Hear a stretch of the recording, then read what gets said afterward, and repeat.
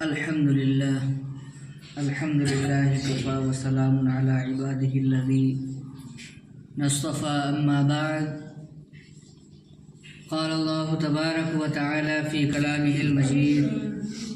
والفرقان الحميد: أعوذ بالله من الشيطان الرجيم.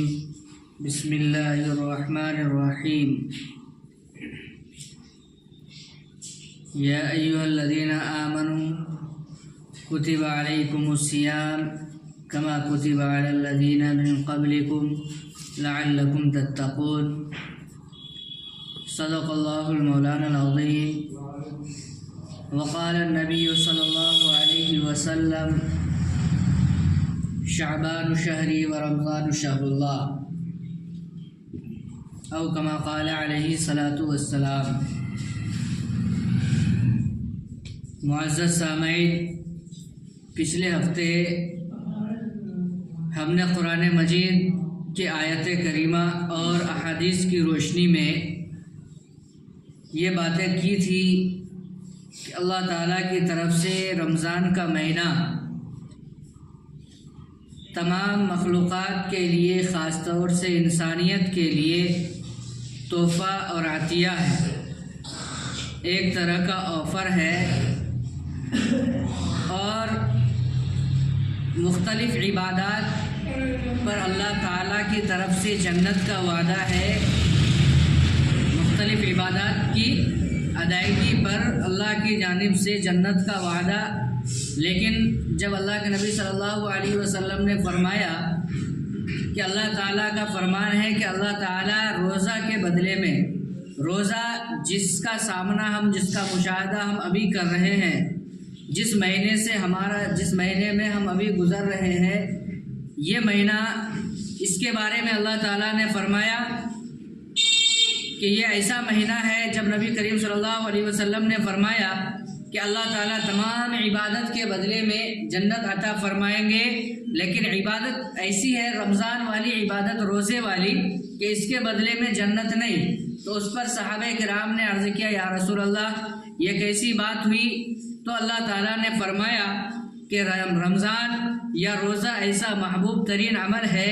جس کے بدلے میں اللہ تعالیٰ ہی اس کا ہو جاتا ہے، اور اللہ تعالیٰ نے فرمایا: انا اجزا بھی، یہ ایسی عبادت ہے جس کے بدلے میں ہی اس کا ہو جاتا ہوں. یعنی اللہ تعالیٰ کو روزے دار بہت زیادہ پسند ہے. لیکن ایک سوال ہے کہ ہمیں پتہ کیسے چلے کہ ہمارا روزہ قبول ہوا کہ نہیں ہوا؟ صبح سے شام تک بھوکے پیاسے رہنا اللہ کی بارگاہ میں پسند آیا یا نہیں آیا؟ تو اس کے بارے میں اللہ تعالیٰ نے خود فرمایا. اس لیے کہ نبی کریم صلی اللہ علیہ وسلم نے فرمایا کہ رب صائمن، کہ کچھ روزے دار ایسے ہیں جن کے روزے کی اللہ تعالیٰ کو کوئی مطلب نہیں ہے. اللہ تعالیٰ کے یہاں ان کا بھوکا رہنا، پیاسا رہنا کوئی پسندیدہ عمل نہیں ہے. آخر ہمیں پتہ کیسے چلے کہ ہمارا روزہ، غرض صرف روزائی کے سلسلے میں نہیں بلکہ ساری کی ساری عبادتوں کے سلسلے میں یہ ہے کہ ہم نے جو روزے رکھے، یا رمضان کے مہینے میں جو تراویح پڑھی، قرآن مجید سنے، یا قرآن مجید کی جو تلاوت کی، یا اور دوسرے اعمال، صدقات، زکوٰۃ وغیرہ خیرات کیے، یہ سارے کے سارے اعمال اللہ تعالیٰ کے یہاں منظور ہوئے یا نہیں ہوئے، اس پر جو مرتب ہونے والا انعام ہے، اس انعام کے حقدار اور مستحق ہم ہوئے یا نہیں ہوئے، یہ ہمیں کیسے پتہ چلے گا؟ تو اس کے بارے میں اللہ تعالیٰ نے ہی قرآن مجید میں فرمایا: کتب علیکم الصیام لعلکم تتقون،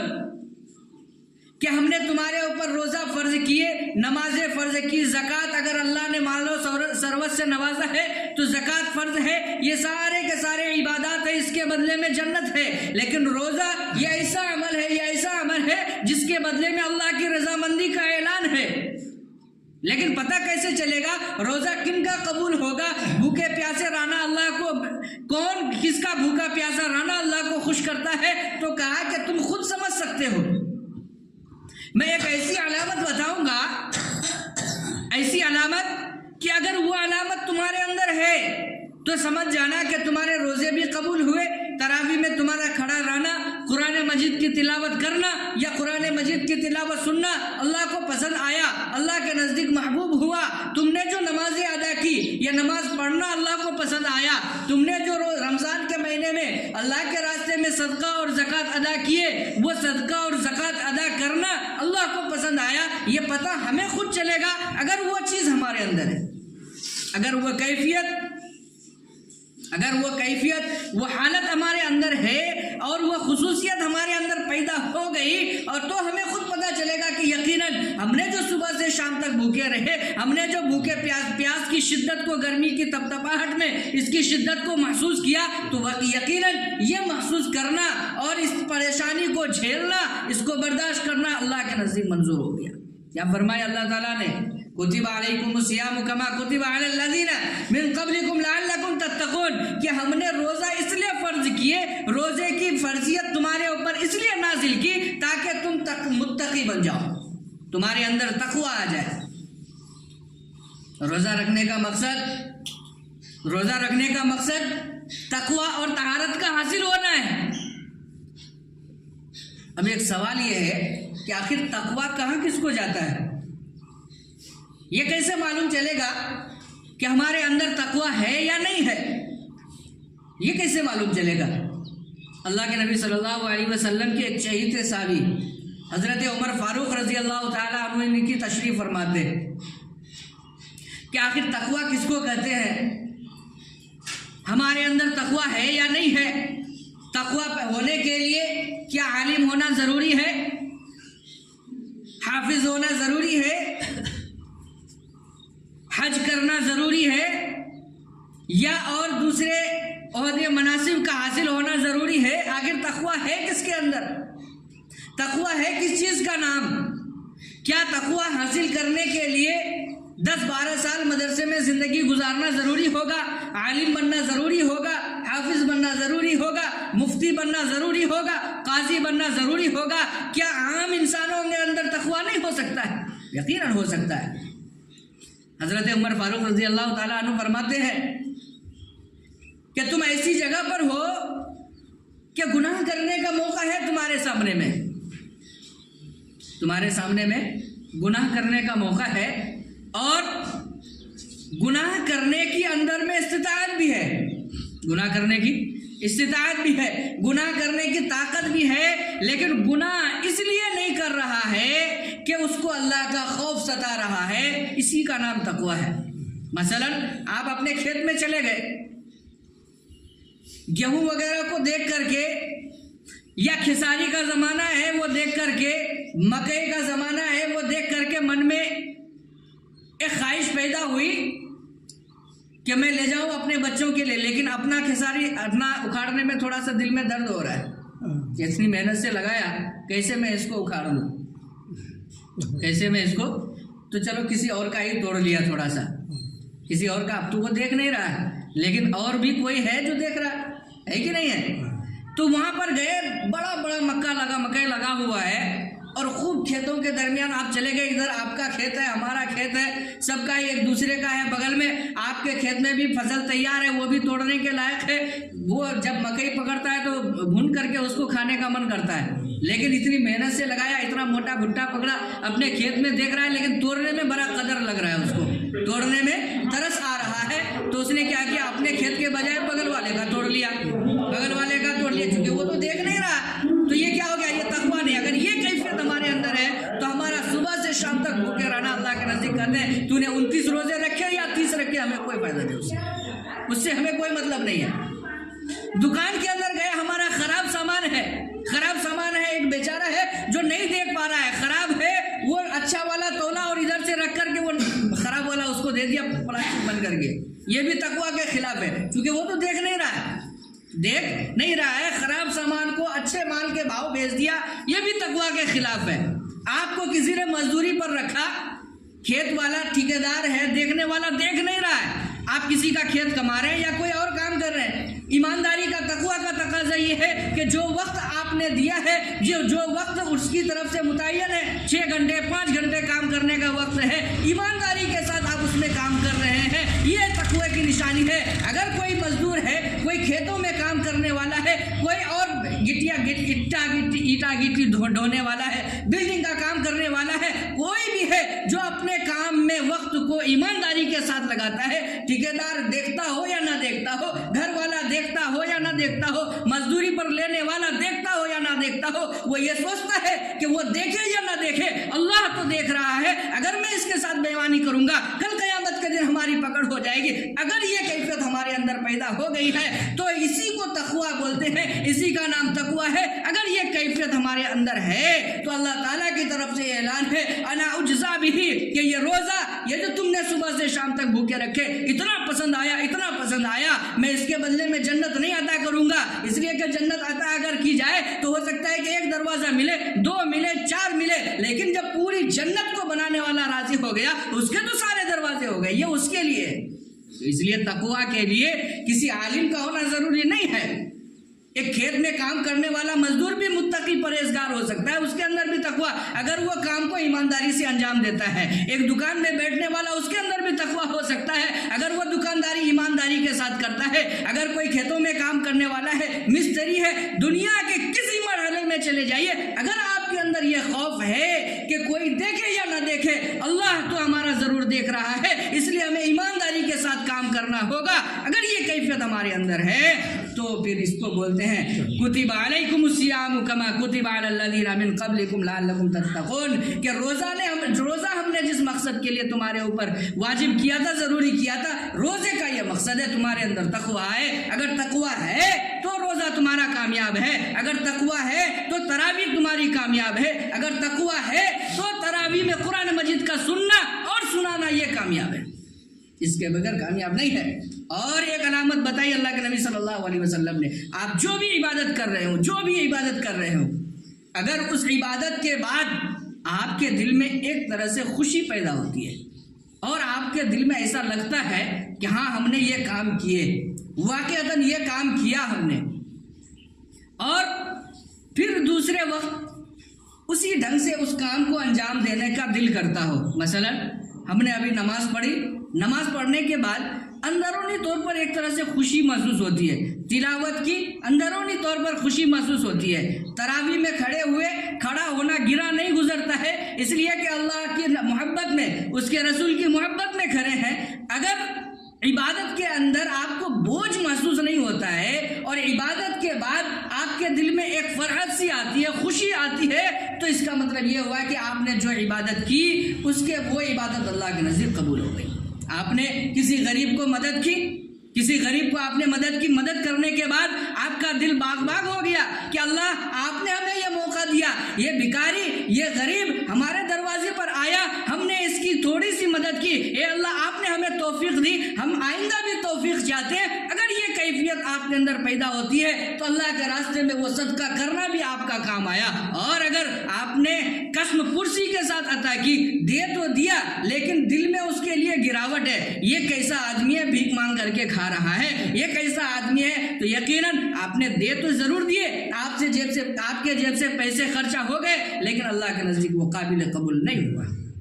اللہ کے نزدیک وہ قابل قبول نہیں ہوا۔ اسی کو حضرت عمر فاروق رضی اللہ تعالیٰ عنہ فرماتے ہیں کہ تقویٰ ہر انسان کے ہو سکتا ہے، یہ غریب ہے تو بھی تقویٰ ہو سکتا ہے، امیر ہے تو بھی تقویٰ ہو سکتا ہے، دل کی کیفیت کا نام ہے۔ آپ نے اگر روزہ رکھے، اللہ تعالیٰ کی طرف سے دعا کرے کہ اللہ تعالیٰ نے ہمیں یہ موقع نصیب فرمایا، یہ غنیمت ہے، یہ اللہ کی طرف سے انعام ہے۔ کون بد نصیب انسان ہوگا کہ اللہ کی طرف سے عطا کردہ یہ انعام، اللہ کی طرف سے عطا کردہ یہ انعام ہمارے روزے کو اور بھی چیزیں فاسد کرتی ہے۔ اللہ کے نبی صلی اللہ علیہ وسلم نے فرمایا الغیبۃ تفسد الصوم، ہم بھوکے ضرور ہیں، پیاسے ضرور ہیں، لیکن نبی کریم صلی اللہ علیہ وسلم نے فرمایا ایک ایسا عمل جو ہمیں پتہ ہی نہیں چلتا ہے کہ روزے کو ہمارا ختم کر کے چلا گیا، روزے کا ثواب نہیں ملا، صرف ہمیں کیا ملا، بھوکا رہنا، پیاسا رہنا ملا، اور اس کے بدلے میں کچھ نہیں ملا۔ کیا فرمایا اللہ کے نبی صلی اللہ علیہ وسلم نے؟ فرمایا الغیبۃ تفسد الصوم،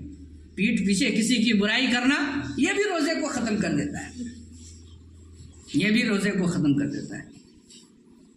بہت عام سی بات ہے، بہت عام سی بات ہے، روزہ رکھ کر کے ہے، کسی کا فون آیا، باتوں میں کیا کھایا کیا پیا، ہوتے فلاں کے بارے میں سنے، فلاں کی بیٹی کے بارے میں سنے، فلاں کی بہن کے بارے میں سنے، اب وہاں سے سلسلہ شروع ہوتا ہے، اب وہاں سے جب ہم بات کرتے جاتے ہیں دوسرے کے بارے میں، کسی کے بارے میں سازشیں کرتے، پیٹھ پیچھے برائی کرتے جاتے فرشتے لے جا کر کے باتیں پہنچاتے، اللہ تعالیٰ کو فرماتے ہیں یہ بندہ صبح سے شام تک بھوکا رہا، اس کا بھوکا رہنا اسے مبارک ہو، اس کے بدلے میں اسے کچھ نہیں ملے گا، اس کے بدلے میں اسے کچھ بھی نہیں ملے گا۔ اسی طریقے سے ہماری مائیں ہیں، ہماری بہنیں ہیں، انہیں بھی ہدایت کرنی چاہیے۔ نبی کریم صلی اللہ علیہ وسلم کا فرمان ہے کلکم راعٍ کلکم مسئول عن رعیتہ، تم میں سے ہر ایک ذمہ دار ہے، ہر ایک نگہبان ہے اپنے گھر کا، اپنے ماتحت کے اوپر ہر ایک ذمہ دار ہے۔ ہمارے گھر کے اندر کوئی اگر برائی ہوتی ہے تو برائی کرنے والے کے ساتھ ساتھ اس گھر کا جو ذمہ دار ہے، اس گھر کا جو مکھیا، اس گھر کا جو سربراہ ہے، اس کو بھی اتنا ہی گناہ ملے گا جتنا اس کے ماتحت کو، کیونکہ اس نے روکا ہی نہیں۔ روکنا اس کی ایمانی ذمہ داری تھی، یہ اس نے روکا نہیں۔ ہماری مائیں صبح سے شام تک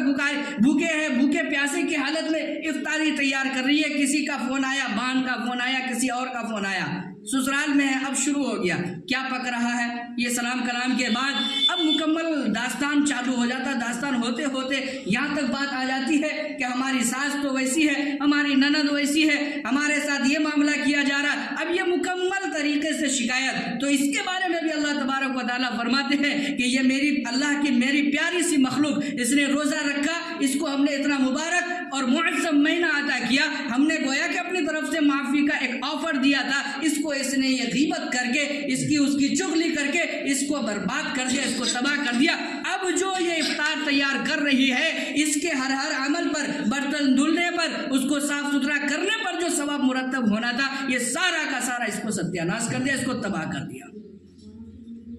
اسی طریقے سے ہر اعمال میں ایسے ہی ہے،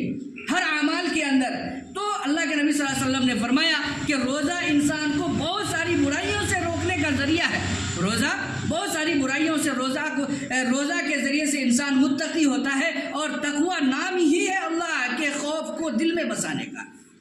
اگر اللہ کا خوف ہمارے دل میں بس گیا، اگر اللہ کا خوف ہمارے دل میں بس گیا تو پھر ہمیں فجر کے وقت نماز چھوڑ کر میٹھی نیند نہیں آ سکتی ہے،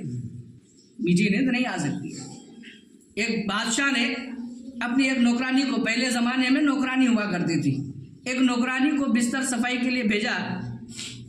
تو صاف کرتے کرتے، عالیشان بستر تھا، گدے والا بستر تھا، صاف کرتے کرتے وہ سوچی کہ تھوڑا لیٹ کر کے دیکھوں کیسا لگتا ہے، لیٹی تو اس کو نیند آ گئی، اتنے میں بادشاہ آ گیا، دھڑپڑا کر کے اٹھی۔ بادشاہ کے ہاتھ میں اس وقت کوڑے ہوا کرتے تھے، اس نے 2 کوڑے اس باندی کو مارے تو یہ ہنسنے لگی، تو بادشاہ کو بڑا تعجب ہوا کہ اتنا زبردست کوڑا، گھوڑے کو ایک مارتا ہوں تو وہ 10 کلومیٹر سے ادھر رکتا ہی نہیں ہے، اس کی حالت خراب ہو جاتی ہے، اور تم کو جب میں نے مارا تو تمہیں ہنسی آ رہی ہے۔ تو اس باندی نے ایک ایسا جملہ کہا جس جملے نے بادشاہ کے دماغ کو ہلا کر کے رکھ دیا۔ انہوں نے یہ کہا کہ یہ نرم سا بستر، یہ پھولوں والا بستر، اس بستر پر ہم نے تھوڑی دیر آرام کیے تو ہمیں 2 درے لگے، لیکن جو اس بستر پر ہمیشہ سوتا ہے، کئی گھنٹے آرام کرتا ہے، کئی گھنٹے خراٹے کی نیند بھرتا ہے، اس کو کتنے کوڑے لگیں گے؟ اس کو اس بستر پر سونے کا نتیجہ یہ ملا ہمیں کہ 2 درے لگے، لیکن جو مستقل اس بستر پر سوتا ہے اس کو کتنے درے لگیں گے؟ بس وہیں سے بادشاہ کی آنکھ کھلی، اور پھر انہوں نے سوچا کہ واقعتاً یہ چند دن کی راحت ہے، یہ چند منٹ کی، یہ چند لمحات کی آرام اور آسائش ہے، یہ ساری کی ساری چیزیں اس وقت کامیاب ہیں جب ہماری زندگی اللہ اور اس کے رسول کی مرضی کے مطابق گزر رہی ہے۔ اللہ اور اس کے رسول کے بتائے ہوئے طریقے کے مطابق اگر ہماری زندگی کا گزر بسر ہو رہا ہے تو دنیا اور آخرت دونوں جہان میں کامیابی ہے، اور اگر خدا نہ خواستہ ہماری زندگی فرمان نبوی کو کچل کر کے گزر رہی ہے، سنت نبوی کا لحاظ نہیں ہے، ہماری زندگی یوں ہی بے راہ روی کی گزرتی چلی جا رہی ہے، تو اللہ کا وعدہ ہے، اللہ کا فیصلہ بھی ہے، معلوم نہیں ہماری کس طریقے سے پکڑ ہوگی۔ ابھی بھی وقت ہے، رمضان کا پہلا عشرہ چل رہا ہے، اللہ تعالیٰ سے دعا کرے کہ اللہ اس رمضان کے پاک مہینے کی برکت سے ہمیں بھی مسجد سے جوڑ لیجئے، ہمیں بھی اپنے راہوں سے جوڑ لیجئے، ہمارے لیے بھی سنت پر چلنا آسان ہو جائے، شریعت کے مطابق زندگی گزارنا ہمارے لیے اس رمضان کے صدقے میں آسان ہو جائے۔ اللہ تعالیٰ سے دعا کرے کہ اللہ تعالیٰ کہنے سننے سے زیادہ عمل کی توفیق عطا فرمائے، جو لوگ سنت نہیں پڑھیں وہ سنت پڑھیں۔